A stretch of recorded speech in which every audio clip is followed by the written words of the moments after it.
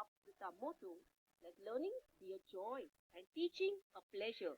Here we are with a remote teaching and learning process to bridge the gap. Happy learning, students. Hello students. आज हम लोग व्यंजन संधि का अध्ययन करेंगे। इसमें हम लोग स्वर संधि की तरह व्यंजन संधि के कुछ नियमों का अध्ययन करेंगे। इसमें हम लोग देखेंगे कि एक वर्ण का दूसरे वर्ण के साथ क्या परिवर्तन होता है। व्यंजन संधि किसे कहते हैं? व्यंजन और स्वर अथवा व्यंजन और व्यंजन के योग से होने वाले परिवर्तन को व्यंजन संधि कहते हैं।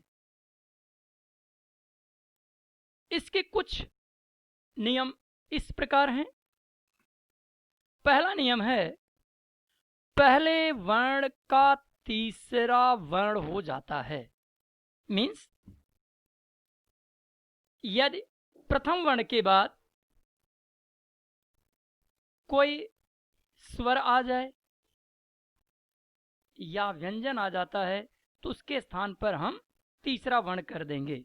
जैसे दिक् प्लस अंत, यहां पर पहला शब्द दिक् जिसका अंत क से है और उसके बाद अ आया तो पहले वर्ण का क का तीसरा हो जाएगा ग, तो शब्द बनेगा दिगंत। इसी प्रकार से दूसरा उदाहरण है वाक प्लस ईश, यहां पर क का तीसरा वर्ण ग, वागीश। अगला उदाहरण है अच प्लस अंत, यहां च का तीसरा वर्ण ज, तो शब्द बन जाएगा अजंत। दिक् प्लस अंबर, दिगंबर। दूसरा नियम है, पहले वर्ण के बाद पंचमाक्षर अर्थात म, य, ड़, न, म, का पांचवा वर्ण ङ, च का य, ट का अण, त का न और प का म पांचवा वर्ण होता है। तो पहले वर्ण के स्थान पर उसी वर्ग का पांचवा वर्ण हो जाता है। मीन्स यदि पहला वर्ण है और उसके बाद पांचवा वर्ण आता है तो उसके स्थान पर पांचवा वर्ण करेंगे। जैसे तत् प्लस मय, तो यहां पर पहला शब्द बना तत् जिसका अंत त से है, पहला वर्ण, और उसके बाद मय जो होता है पांचवा वर्ण म है, इसलिए त का पांचवा वर्ण न होता है और हमारा शब्द बन जाएगा तन्मय। उत प्लस मत, इसी प्रकार से पहला शब्द उत जिसका अंत त से है, त का पांचवा वर्ण हम बना देंगे न और हमारा शब्द बनेगा उन्मत। चित्त प्लस मय, यहां पर चिन्मय। षट प्लस मय, क्षणमय, तो यहां पर क्षणमय में ट का पांचवा वर्ण हो गया अण, तो शब्द बन गया क्षणमय। तीसरा नियम छ संबंधी नियम, मतलब छ के साथ क्या क्या परिवर्तन होगा, क्या जोड़ेंगे। यदि ह्रस्व या दीर्घ स्वर के बाद छ आ जाए तो छ के पहले च जोड़ देते हैं। मीन्स हमें ध्यान देना होगा कि हमारा जो पहला शब्द हो उसका अंत जो है ह्रस्व या दीर्घ स्वर से होना चाहिए। जैसे स्व प्लस छंद, यहां पर ध्यान रखना है जो दूसरा शब्द है उसकी शुरुआत छ से ही होनी चाहिए, तो उसके पहले च ऐड कर देंगे तो शब्द बन जाएगा स्वच्छंद।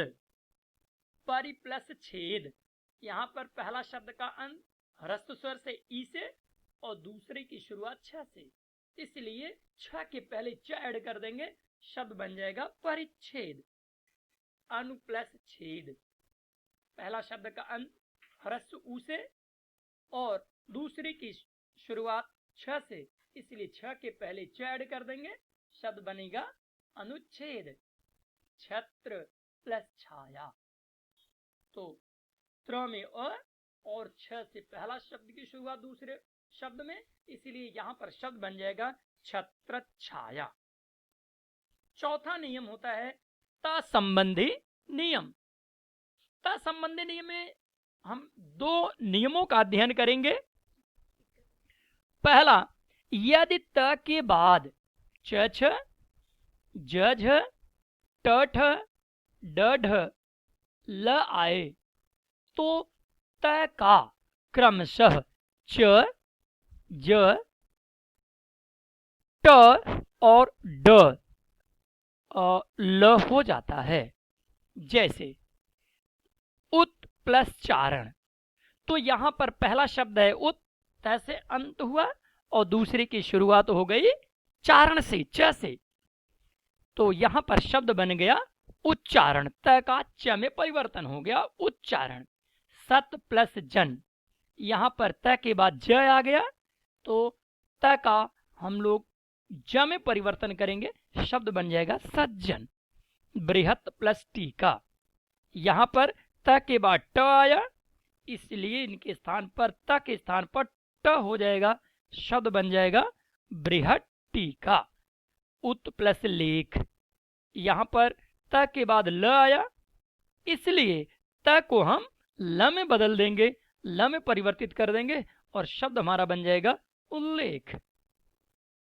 दूसरा नियम त संबंधी है। यदि त के बाद श आ जाए तो त के स्थान पर च और श के स्थान पर छ, और यदि त के बाद ह आ जाए तो त के स्थान पर द और ह के स्थान पर ध हो जाता है। उदाहरण, उत प्लस श्वास, तो यहां पर त के बाद श आ गया तो त को हम बदल देंगे च में और श को बदल देंगे छ में, तो शब्द बन जाएगा उच्छ्वास। सत प्लस शास्त्र, तो त को च में बदलेंगे, हो जाएगा सच, और श को छ में छात्र, सच छात्र। इसी प्रकार से सत प्लस हर्ष, यहां पर त के बाद ह आ गया तो हम त को ध में बदलेंगे और ह को ध में बदलेंगे, तो हमारा शब्द बन जाएगा सद्धर्ष। पांचवा नियम है न संबंधी नियम। यदि रि र श के बाद न आ जाए तो न का अण हो जाता है। उदाहरण है परि प्लस नाम, यहां पर र के बाद न आया, इसलिए न को अण में कर देंगे, शब्द बन जाएगा परिणाम। कृष प्लस न, यहां पर श षटकोण श के बाद आया न, तो हम न को अण में बदल देंगे, हमारा शब्द बन जाएगा कृष्ण। शोष प्लस न, शब्द बनेगा शोषण। रि प्लस न, ऋण, तो यहां पर रि के बाद न आया, इसलिए इसके स्थान पर रि के बाद न का अण हो गया, ऋण शब्द बन गया। छठा नियम है म संबंधी नियम।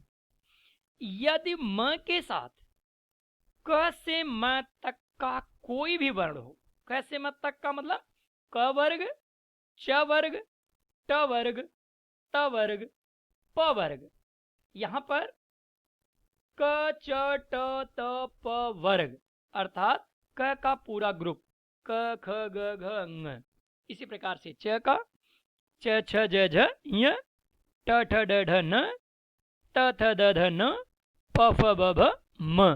तो म के साथ क से लेकर के म तक का कोई भी वर्ण हो तो म के स्थान पर अनुस्वार या म के स्थान पर दूसरे वर्ण का पांचवा अक्षर हो जाता है।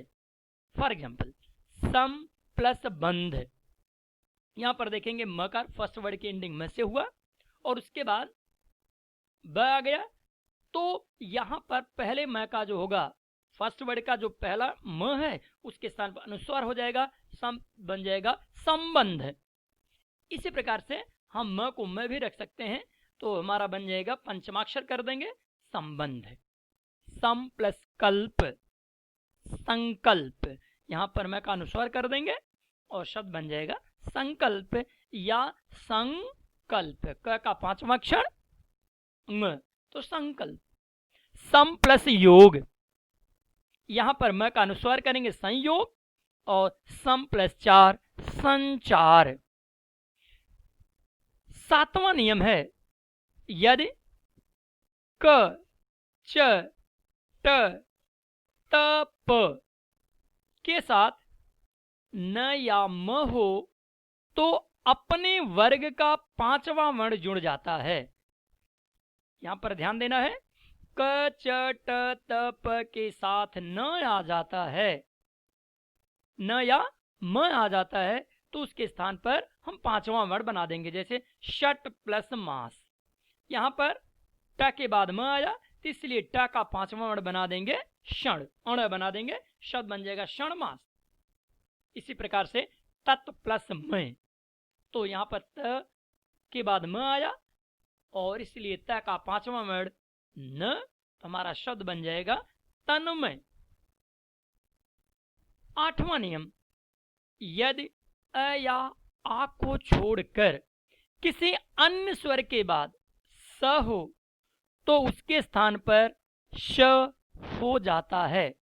देखिए यहां पर बताया गया अ आ को छोड़कर, मतलब अ आ से अतिरिक्त कोई भी स्वर आ जाता है तो स को हम षटकोण का श बना देंगे, अभी प्लस सेक। तो यहां पर अभी ह्रस्व ई आया आ को छोड़ करके, तो श स आ जाएगी, तो इसलिए इसके स्थान पर हम श कर देंगे, शब्द बनेगा अभिषेक। वी प्लस सम, यहां पर इकार के बाद स आया और उसके स्थान पर श बना देंगे, हमारा शब्द बन जाएगा विषम।